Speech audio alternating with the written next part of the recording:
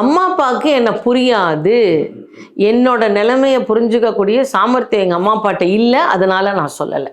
ஃப்ரெண்டுக்கிட்ட சொல்லுவாங்க, கட்டாயம் ஃப்ரெண்டுக்கிட்ட சொல்லுவாங்க. ஏன்னா என்னை ஜட்ஜ் பண்ண மாட்டாங்க. என் ஃப்ரெண்டு வந்து கட்டாயம் எனக்கு ஒரு சப்போர்ட்டாக இருப்பான்.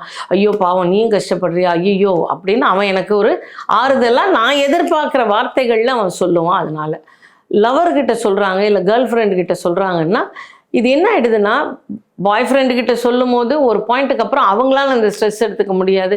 ஐயோ இவன் என்ன எப்போ பார்த்தாலும் டம்பிங் இட் ஆன் மீ, அதனால் எனக்கு வேண்டான்னு பிரேக்கப் ஆகிடுங்கிற பயத்தில் சொல்ல மாட்டாங்க.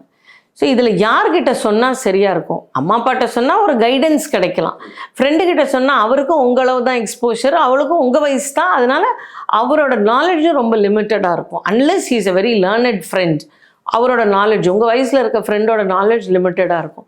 நீங்கள் கட்டாயம் நான் சொல்கிறேன், உங்கள் எல்லாருக்குமே ஒரு மென்டார்னு ஒருத்தங்க இருப்பாங்க, இல்லை ஒரு ப்ரொஃபஸர் உங்களுக்கு ரொம்ப க்ளோஸாக இருப்பாங்க, இல்லை உங்கள் வீட்டில் யாராவது பெரிய ஒரு சித்தப்பாவோ அத்தையோ மாமாவோ அந்த மாதிரி யாராவது ஒருத்தர் ரொம்ப க்ளோஸாக இருப்பாங்க.